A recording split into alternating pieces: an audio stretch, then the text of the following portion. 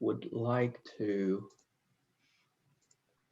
talk about the second part of our developing instructional video. And so today we actually have a lot to cover, and basically we're going to talk about two parts. Number one is filming your video, and number two is editing your video. To be frankly, I shouldn't do this session within just 1 hour because it's way too much. Usually in a more professional training experience, you would take multiple courses regarding to each subtopic. But given the time and the nature of our assignment and also the scope within our department, I don't want to spend too much time on it. So I just want to give everybody a general sense and some practical tips on filming and also editing, and see how that goes. And hopefully we can have a little bit more time at the end for question and answers, if you guys have any. All right, so filming the video. There are a lot of different things need to be discussed in filming a video, and I boil these down into three different things. Very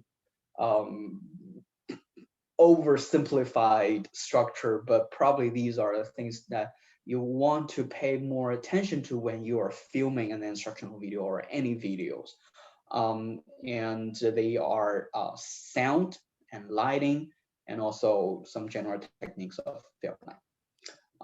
Don't worry, I'm not going to talk about too much technical stuff today. Just some very basic stuff. All right. So the reason why I start with sound is because my internet connection is not really stable. Everybody hear me okay? No, we can hear I you. assume I'm fine. So far, so Okay. good. Okay, cool. Okay, excellent. Yeah. So if I'm breaking up in the middle, just let me know in the chat or just shout it out. Either way.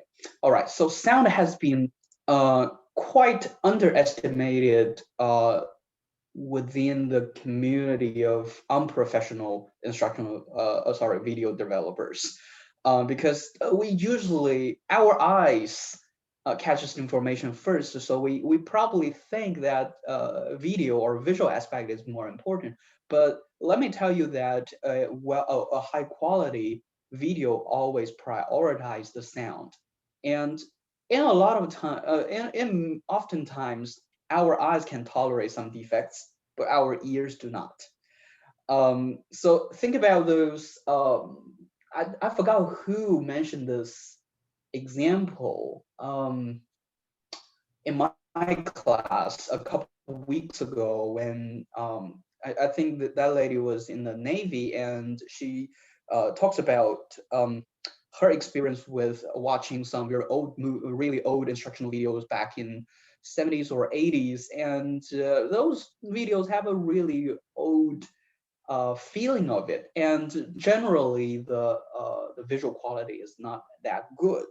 But people can still put together with all these videos just because we can tolerate this type of defect. But if the sound, think about it, imagine a case that you're watching a video that has really cracking sound and you cannot really hear clearly, or just recall all the experience that we had in the Zoom room where the presenter, which I was a little bit worried a minute ago, breaks up very every now and then. It's just a torturing experience. So uh, try to get a good sound is very important. The general rule of thumb here is how to improve your sound is to just to get closer. So you can see the picture down here.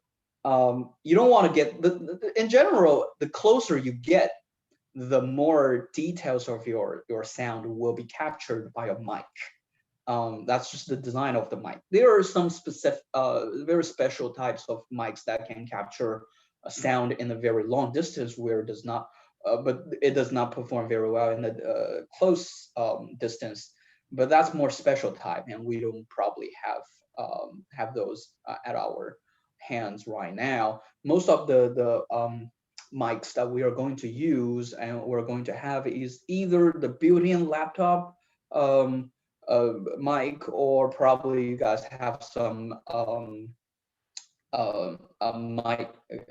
Those ear pod where has a which has um, a mic comes with it when you're purchasing a phone, or you purchased a ear pods, or those wireless ear pods. They all have a mic. But in general, all these mics can work for the purpose of our instructional design. But I would like to encourage everybody to keep an eye on the distance of your recording. If you are using a kind of external mic, either it's your laptop or you're holding your mic on your ear pods, try to get closer but not too close. The picture shows that one palm distance is good. I usually give it one palm to two palms, no more than three palms. Too further away is not good. Don't get too close to your mouth because it will catch a lot of your breath and breathing and breathe out sound, which is definitely not pleasant.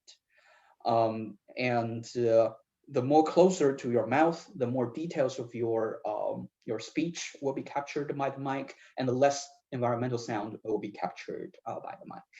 So it's really important to position your mic. And FYI, pretty much in all professional film production, you will see someone holding a shotgun mic and try to capture the sound. That's probably a very typical movie scene that we have seen in the past experience. And but we probably do not usually often see that shotgun mic, and sometimes you cannot even recognize there's a mic right outside of the frame. But let me assure you that there's pretty much always a shotgun mic or some sort of mic very close to the subject. And that's just basically, that's the basic of sound improvement. It boils it down to two words: is get closer. Um, and if you see a film or a professional video where they took a very long distance shot, and there's just no way that they can embed a mic either on the actor's body or get somewhere closer, it's usually dubbed afterwards. So that's about the sound. All right, so here are a couple of more details for you guys. Location is really important. I would encourage you guys to find a relatively smaller room if you're going to do these recordings on your either phone or your laptop. So see this audio studio, of course they have walls covered by these soundproof materials. We definitely do not have that accessible in our home, but try to get closer to the wall, or sorry, get into a room where everything is more closer to you, so that your sound do not echoes in the environment. So that's why you probably want to avoid places like kitchen or living room, where it's usually a little bit more spacious, and just to give the sound a little bit more opportunities to echo around and create weird noises. And that's definitely something you would want to avoid. And you probably also want to avoid sitting too close to a lot of different stuff, because you might accidentally knock over something and that just will ruin your recording. Or try to sit still. My past experience is actually pretty funny. I used to do some recordings in my closet where there's a lot of clothes, and I'll just sit still in the closet, crouching down, where I can use all these clothes as the soundproofing materials and create a really good sound quality. which works really well. It's just a little bit weird. I do not recommend you guys to do that for our assignment 3, but if you want to give it a try, by all means. Eliminate a background sound is pretty much the same logic. If you want to do some recording outside, try to get a shotgun mic, or uh, uh, at least to get some sort of soundproof materials around your mic. Or you see this shotgun mic is covered by some. This is by some first materials, and this shotgun mic is covered by some foamy materials, and both of these materials actually are meant for filtering out some background noise and or the wind noise. And in more professional production, um, you probably will see um, uh, someone has a pop-up filter. Hopefully you guys know what I'm drawing, right? In front of the mic, you will see those in the Sinners um, videos, right? Just right in front of the mic. These are all background noise filters, or just get rid of some of the breathing sound. All right, so that's that. And if you can, use a headphone. I mean, if not, if you do not have a headphone, that's also fine. But try to use a headphone, because that will give you a more focused a sound, and also can also help you to listen to what do you sound, what do you actually sound like. Right, so that's sound. Lighting. Lighting is another very important stuff that we tend to neglect, especially among unprofessional people. So there are a lot of ways of lighting. One basic stuff I would like to introduce you guys to is this 3-point lighting setup. So this constitutes 3 lighting sources. Number 1 is this key light.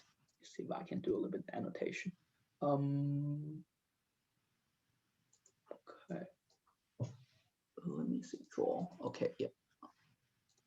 So a key light is usually 45 degrees angle to the subject you are filming. And that's the main light source. And to make up some of the shades that this key light, because it's really strong, makes, we usually use a fill light. That is usually 50 to 75% of the key light. It's just kind of symmetric in the position of key light. And another one is called backlight, which is literally back to the filming the subject. And this is really easy to use. Sometimes you can just get rid of this fill light just to keep the key light or backlight. Sometimes you can just get rid of the backlight and keep these 2, or you can have all 3. Or if you do not have a lot of equipment, just the key light is also fine. So basically, if you only have 1 light, keep the key light, which is roughly 45 degrees angle to your subject. All right, so here are some effect, right? This is the ultimate look. If we only have the key light here, you see a really big shades here. And that is because the key light is really strong, and there's really no reflection here whatsoever. And so that's why we need a little bit feel light, which is dimmer, and it's on the other side, just to light the other side up. So that's why you can have a really nice face. You can see the actual structure of the face. Think about that, if the key light is straight in front of the person, that's just gonna give you a really flat face, which definitely would not look good. Rim light is the equivalent to backlight, and you can see that it does not light up the face at all. It just go around the edges of this person, and see this little highlight line on the shoulder. highlight on the head. This will help you to pop your subject out from the environment. It's hard to compare here with the final effect, but try to use this one as an example. Ambient is basically just a environment light, and I mean this one you can clearly see there is one person on the um, on the picture, but without these highlights here, here, and here, compared to this one, this looks a lot more boring, and this person does not pops up from the environment. I don't know if you guys understand the effect or not, but try to find a couple of examples out there, especially those pictures for models. You can actually understand how the lighting works. But basically, that's the setup for key light, field light, and backlight. Not suggesting everybody should have 3 lights, and it's usually not really accessible to everybody, but keep an eye on how you're going to set up the lights. All right, so let's see some examples. Before that, I need to get rid of all my annotates. Clear all drawings. Okay, cool. Maybe I should just use the PowerPoint annotation. All right, so because I did not find a really good picture from online, so I just took a picture on my own and show you guys what I mean. Right, so that's the takeaways from this 3-point lighting setup. Number one is no big light source behind you. You will see this a lot in the Zoom meetings you guys will go to. Someone have a big window behind you, and it's really bright, which will cause your face really dark. And that is known as the contrast principle in our craft principles. Right? So definitely want to reduce the contrast. At least do not emphasize the big window behind you. All right, so try to create a little soft light in front of you, 45-degree angle. Try to stay away from the window. When we're talking about the lighting, just a lamp is okay, or any lighting source is fine. For me, this picture, I just used 2 lamps, and I used another camp light as the backlight. I don't know if you guys can see this little camp light from my screen. And if you see here, screen pen, okay. You see here, create a little bit backlight is by this little camp light, just put at the back of me. Creates a nice pop-up effect. All right, so moving on is one last thing I would like to talk about is about filming itself. A lot of us might be using our phones to film our video. And I would recommend you to do horizontal video because that just give you a little bit more to work with rather than vertical. But if you decide to use a vertical and you do want to get a sense of, I mean, handheld style, this is a commonly used way of arranging your vertical videos. You probably have seen some of these in the TikTok videos recently.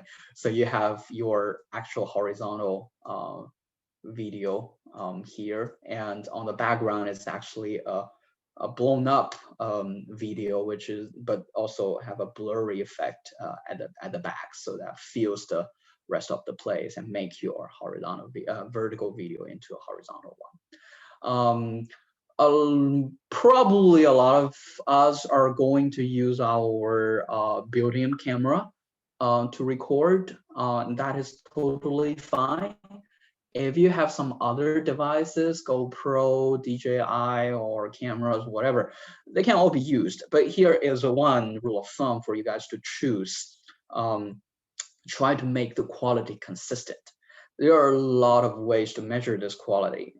You might know them by the number of pixels, or they will tell you that they can produce 720p or 180p or full HD or HD or 248K or whatever. There are a lot of jargons, but I'm not going to spend time to explain, oh, what does these mean?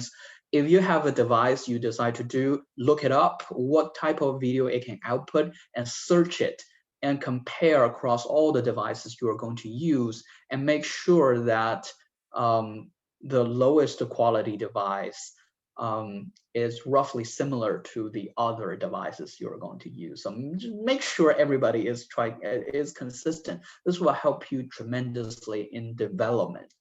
There are a lot of more technical details here, which is actually has been a big pain in the video development for a lot of developers. But we do not have time here today to cover everything.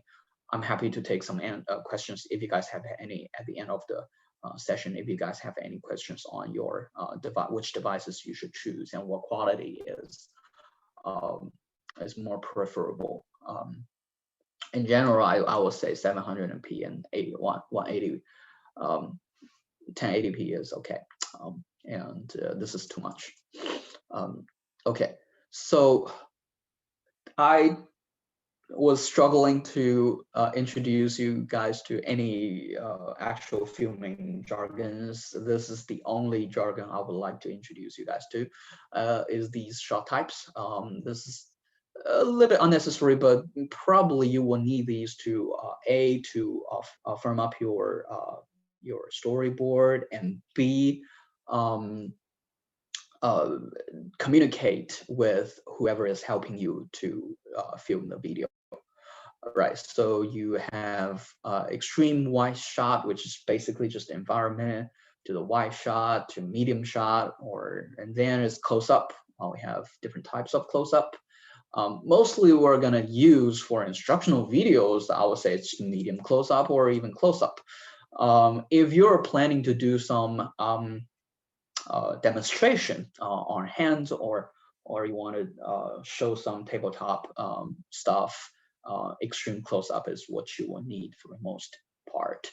And then within any films, you might want to get a couple of extreme wide shot to just mix it up, to show what is going on in general in an environment, instead of straight throw some big faces on other people's face right away. Okay, so that's camera shot. And the takeaways from the camera shot is, A, you want your camera roughly at your live eye level. Okay, probably should not do this. Let me get rid of that. Let me see. Pointer erase. And number 2 is little headroom. You do not want to have a really large headroom. I designed these two pictures intentionally, and you can feel the left picture conveys a much more stronger attitude compared to this one on the right. Although these two are pretty much identical scene, now they are identical scene. I just cropped this video out of this picture out of this picture. So basically, the closer you get, the more powerful more powerful information you are conveying. So you do not want a very big headroom, because that will make your character on the screen a little weak compared to this one. All right, so that's the camera shot. More filming tips. This is my favorite one. Some of you guys may have glasses, or whoever is going to show up in your video going to wear glasses. Watch out for those glares on the glasses. And number two is don't do too much reading, because I caught people doing that all the time, because we are not very familiar with the script, and none of us are professional actors or narrators, and we tend to read from left to right, and line by line. We'll even see that little head movement, which is a little bit annoying sometimes. And by solving that, is sometimes we can DIY a teleprompter. For those of you who do not know teleprompter, what a teleprompter is, that's usually a big screen in front of the news host face, usually back of the camera, and that gives basically a prompt to the host, whatever he or she needs to say. And by DIY that, I mean you can use an iPad, you can use your phone, and just type whatever your script there, and try to make the font as big as possible, and fewer words on a line, as fewer words as possible on a line, so that you don't need to read from really left to right across the entire line. Instead you can just go straight from the top to the.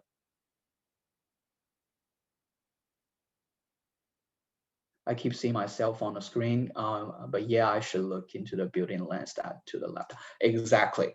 So that's why you want to have that. If you set this teleprompter up, you want that right back of your camera. So here is an example.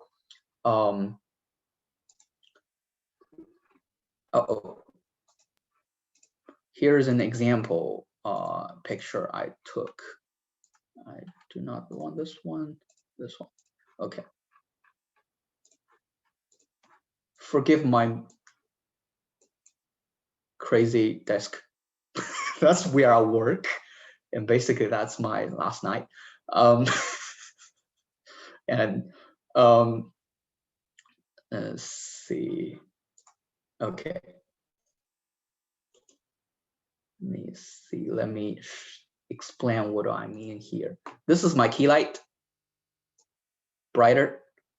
This is my fill light, dimmer.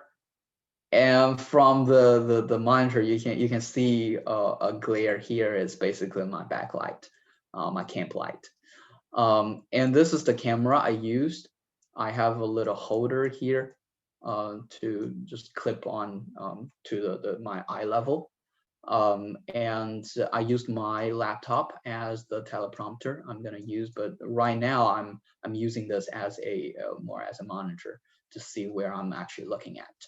But later when I'm going to record something, I turn this into a teleprompter and show my scripts here. So that's why when I'm looking at so suppose I'm sitting here, okay, forgive my drawing.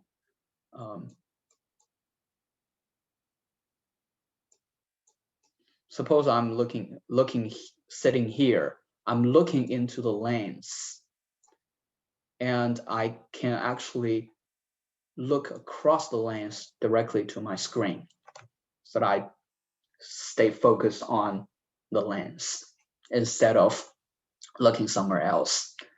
And that's that's not a basic setup. I do not expect everybody to have such setup at your own home, but if you feel like to play with it, you can just have one light. You don't necessarily have to have a prompter. You can, if you have someone holding the phone for you, then you don't need this clipping here. And that's basically it. All right. So moving on is editing. Okay, I'm good on time. Okay, up until now, this is pretty much all the technical, practical tips I can give to you guys. Really rough, but this should probably help you a little bit along the way. If you have more specific question, I'm happy to take later, or just feel free to email me. Okay, then we're going to editing. hopefully that's enough for the filming. There are a lot of choices. You can use, if you are a Mac user, iMovie is really easy to use. If you want to go a little bit more professional, Final Cut is what you want to go for. If you are a PC user, Windows comes with a video editor, used to name as Movie Maker. It's a little bit limited. I do not necessarily encourage you guys to use that, but give it a try if you would like to. A lot of cases, I just use PowerPoint. I will explain that at the very end, how to make that happen. For those of you in my session, I record all my weekly overview video in PowerPoint. It's a really quick process. So editing, I would like to explain a couple of things. And I think I kept saying that editing is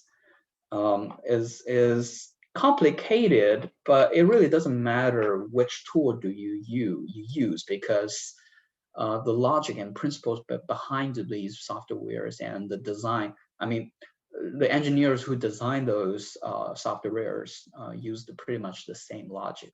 All you need to understand to get it started are these concepts: import, library, project file, timeline, drag and cut, and assemble. Okay, I'll explain these one by one by showing guys an example. Okay, let me stop share and go to my entire screen. Okay, let's see how I can stop. Do not want to.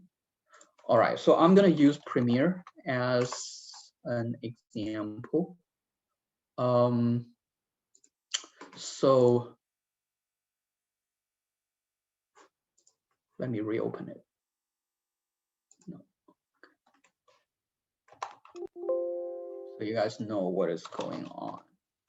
Premiere is more professional, but do not get too overwhelmed by the look you're going to see. I'm gonna break this up into pieces so that you know what is going on. So it usually take a little bit while to open up these softwares because the software is usually take a lot of space. So number one thing we need to find here, with whatever software you're going to use, definitely this is the welcome screen. You will find a new project button. And the reason why we call this new project is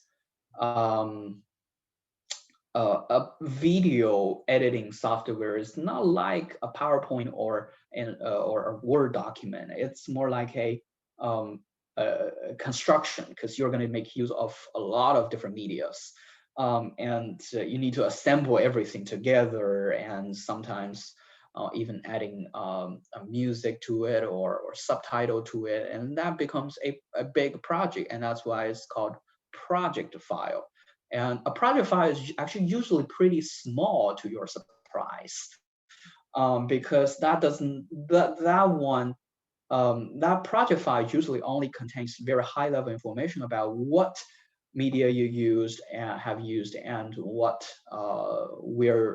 type of edit you want to do, and then we'll help you to render the video at the very end. So that's basically how video editing works in pretty much all softwares. So that's why it's called project file.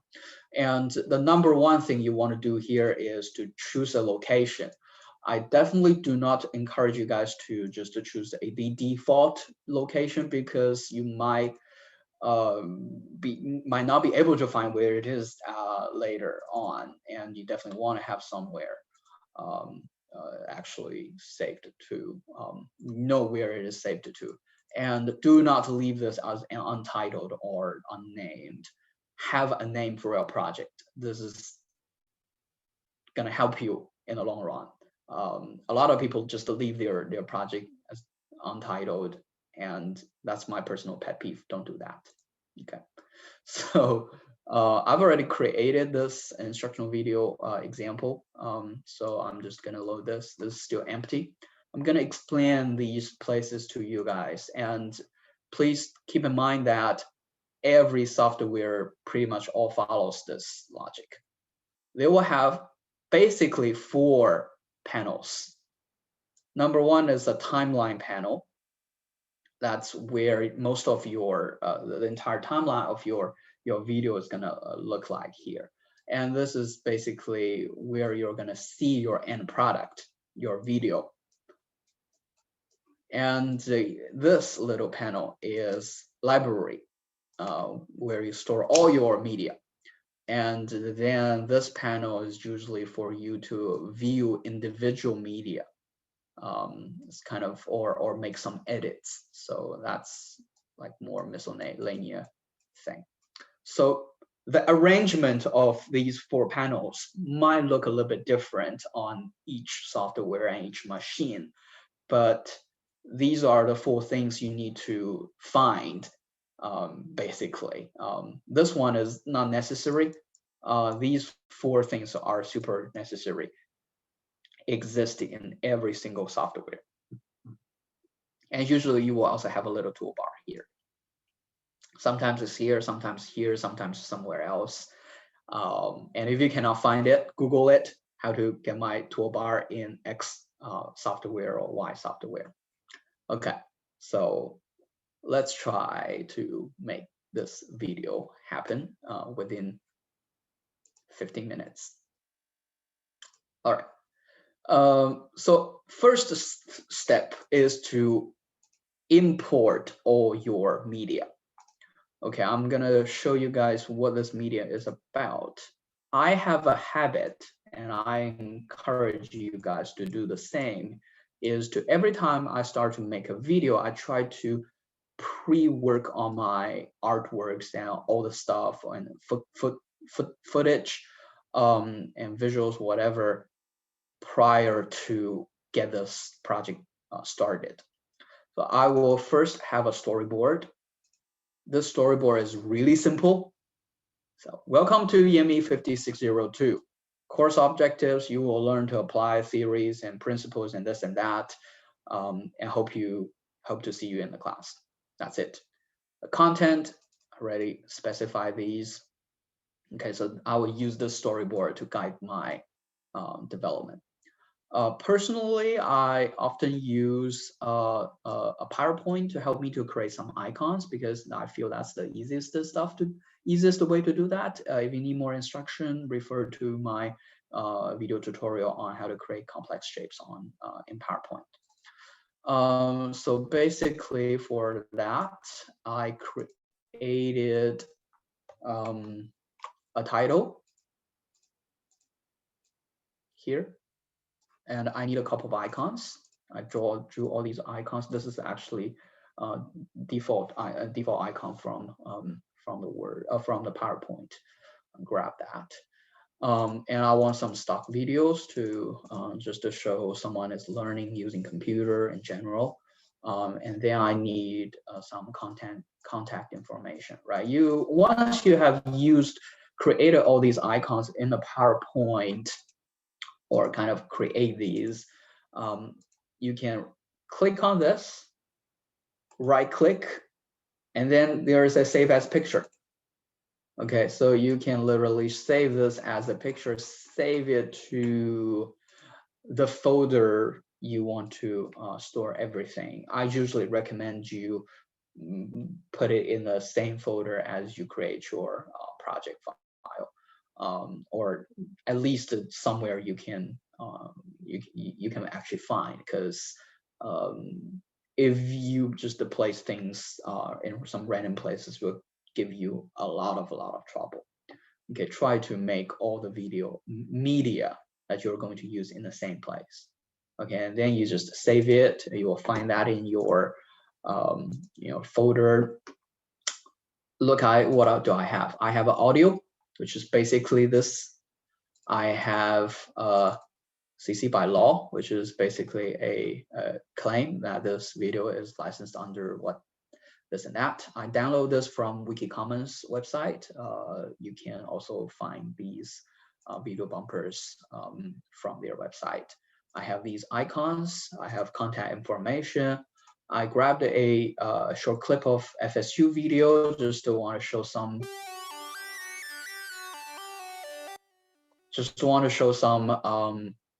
campus view. I want to use their footage, and they have some interviews later, but I do not want to use. I can just edit those. And what else? That's pretty much it. That's another stock video I downloaded from pixel.com.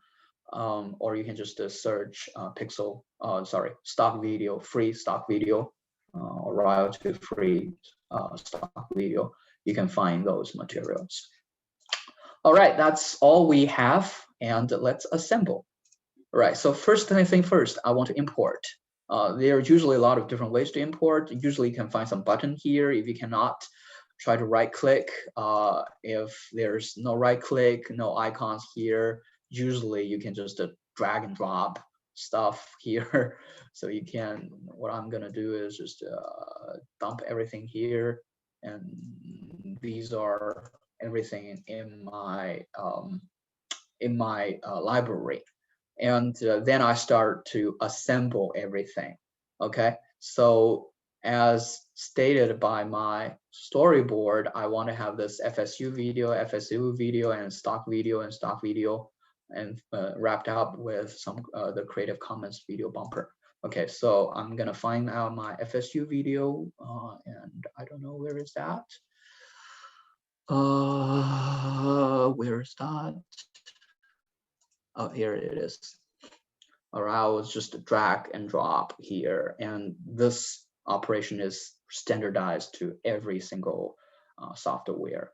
And then you immediately see that the timeline is enabled and the main screen is enabled. You can actually play here and watch the entire video, or you can just drag your timeline and see what is going on. And they obviously have some some audio and narration on it, and I do not want that, so I just mute that. Or you can just delete the soundtrack, but keep the visual part of it. This timeline definitely do not fit my entire audio because my audio is only 25 seconds. It's just this short. So I'm gonna do some editing a little bit later, but right now I do want to keep the opening of it, this view of FSU campus. Okay, let's see what is going on here. So, hello, welcome to EME 5602. Okay, hello, welcome to EME 5602. According to my my storyboard, I need a title here. Basically, this waves tells you where I start to talk, so you can use that as a reference line for where do you drop this this stuff. I'm gonna drop this title picture here, and boom, here. It's too big, so I want to do a little bit more editing, and that's why I have this miscellaneous panel here. This is actually not called miscellaneous panel. I'm making things up. I want to edit the scale a little bit, make sure the length of it is okay. So you can just drag and drop and change the length of it. Sometimes if you cannot, you can find a split tool or razor tool or whatever tool. You can just cut tool. You can just cut here, and you see you have two clips, and delete one of them. You have your ideal length. That's the cutting behavior, right? Okay, now it's showing good. Keep going. 02. This course focuses on developing visual design. Now I hear my say visual design. Where's my visual? Okay. Keep going. So just so you know, each line is a channel. So they do not interfere with each other. They will just go simultaneously. Design, multimedia. I want to have my multimedia. Probably here. multimedia, graphic design. Here's my graphic. Okay. And design, and technology. I use computer. Okay, we'll probably edit the details a little bit later, right? Then I want to arrange the places. Okay, their positions. Just move here, make it smaller a little bit, and I go to my multimedia. Roughly this, too big. Here, and then my graphic design and my computer. Oh, okay. This is actually.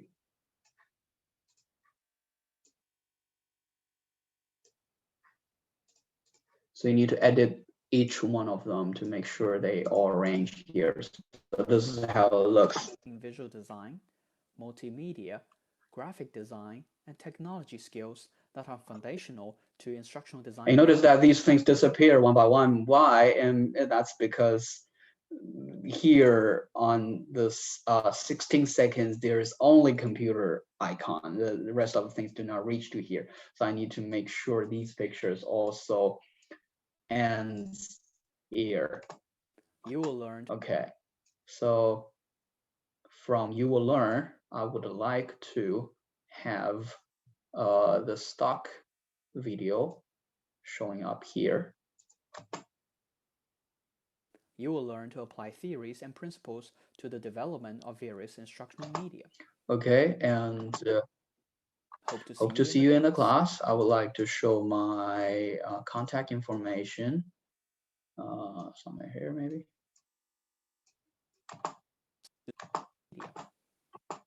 Okay, again, edit the size of it. Move the position of it. Maybe I want to change the contrast slightly because obviously this black one does not really look good on this video background. And then we have a lot more left. What do? I just cut it and get rid of them. Okay, I'll just get rid of them. Goodbye. All right, and add a video bumper at the very end. And that's it. Let's start from the very beginning. Hello, welcome to EME 5602. This course focuses on developing visual design, multimedia, graphic design, and technology skills that are foundational to instructional design development. You will learn to apply theories and principles to the development of various instructional media. Hope to see you in the class. Right, that's pretty much it. And then you can think of some better ways to make this video a lot more fancier, like giving a background in music, find some uplifting music from online and drop it here into this audio track so that it has a dun dun dun dun dun feeling at the background, and you can work more on the transition. For example, like here, I feel I want the background to be a little bit blurry. I see a lot of things on the chat. Let me finish this and then I will resolve things on the chat. Right, I will do some blurry, hopefully, and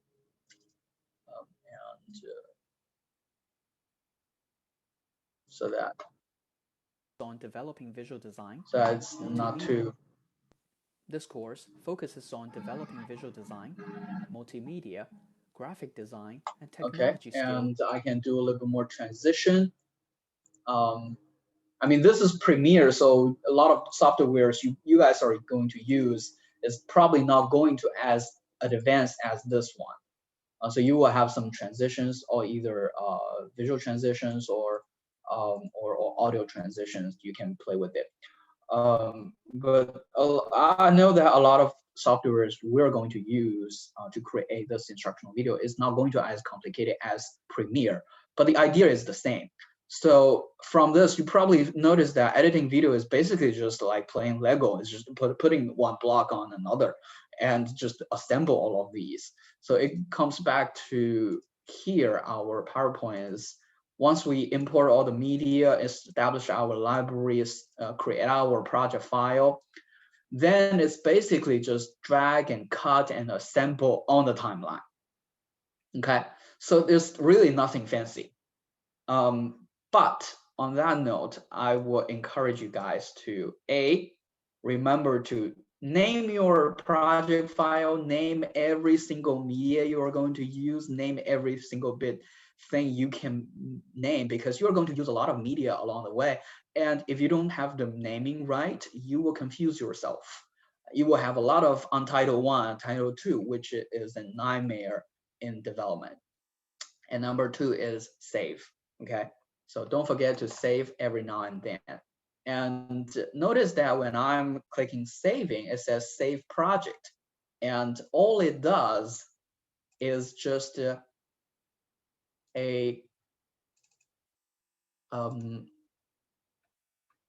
me see, where is it? Only the project file is being saved. So notice here, my project file is only 22 KB, which is really small. And the reason why it's really small, because what actually takes a lot of place is all these media. And the project file itself only keeps information about how I want to edit this piece of medium. And that's why it does not take a lot of space. And all you are saving is only these information. And by saving, it usually do not output a video right away. What you will need to do is usually go to file or somewhere to find this export media.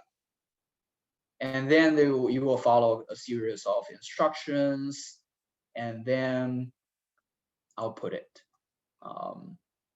which I probably should not do that right away. Because on Premiere rendering, this process actually is known as rendering.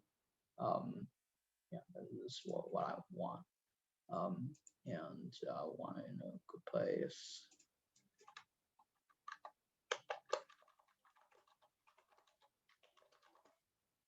Okay, save and export, and then and then your laptop or computer is going to encode and render, and then they will probably scream along the way, depending on the size of your video.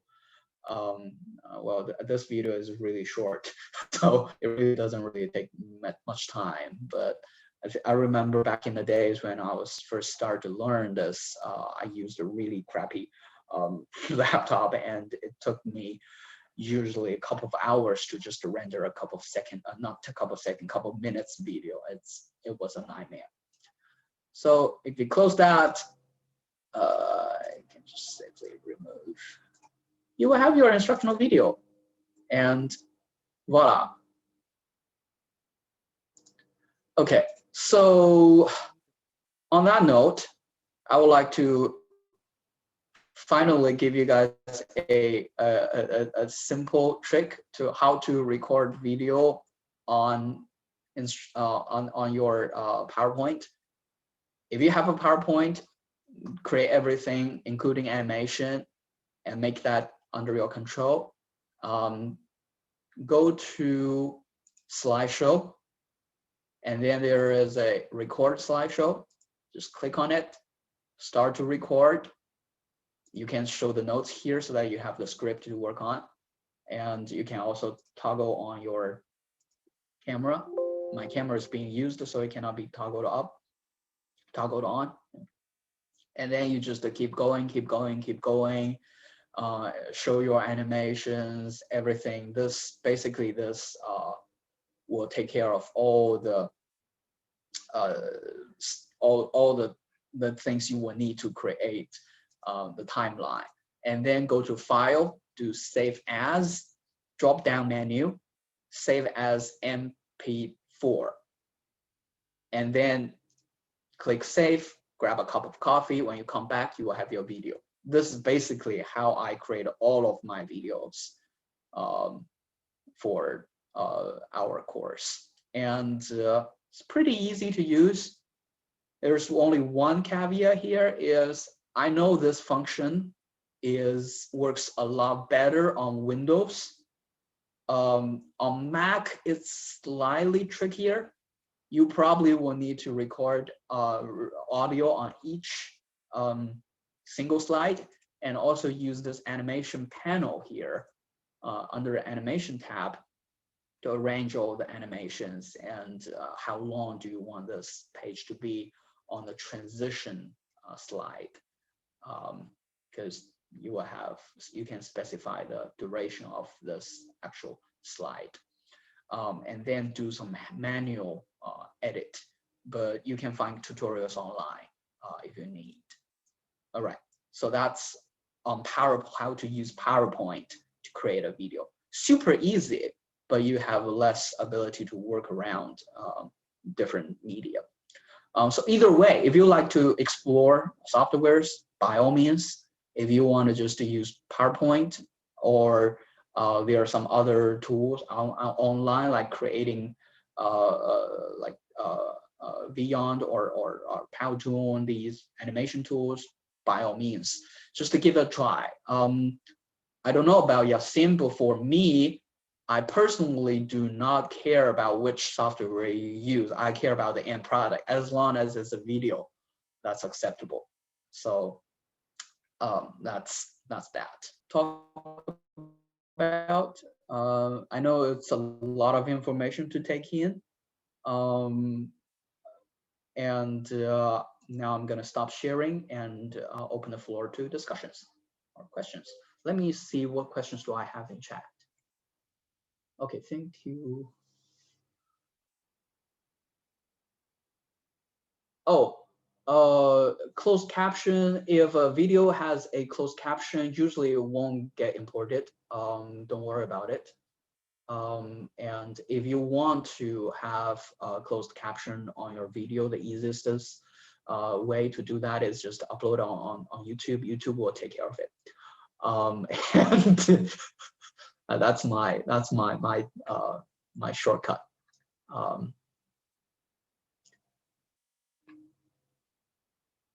Okay. Any other questions? Yeah, Cal and Nicole. Yes, when you had your You guys want to speak up? I just told you. Can you hear me? Yeah. Can you hear me? Yes. Okay. Okay. Good. When you had the Yes, picture of your yeah. lighting setup with your key and your fill light, were those lights facing the wall normally, or just for the picture so they weren't blurring out? Like, do you turn those lights towards your face, In or other do they words, normally face the wall? Yeah. Really, this is a really good question. And depends on how strong my light is.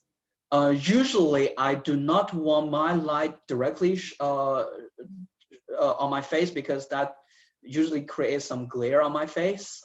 So I try to turn it on the wall, but on the other hand, if I put it on the wall and use some diffuse reflection, it dims the light. So that's a trade-off. Alternatively, DIY. This is completely DIY. I sometimes take a tissue and stick it on the lamp, and then have the lamp directly shine on my face, so that it softens the light on my face a little bit without sacrificing the actual lighting. But for field light, feel free to put it on the wall, so that just to use the diffuse reflection, that's totally fine. That's my trick.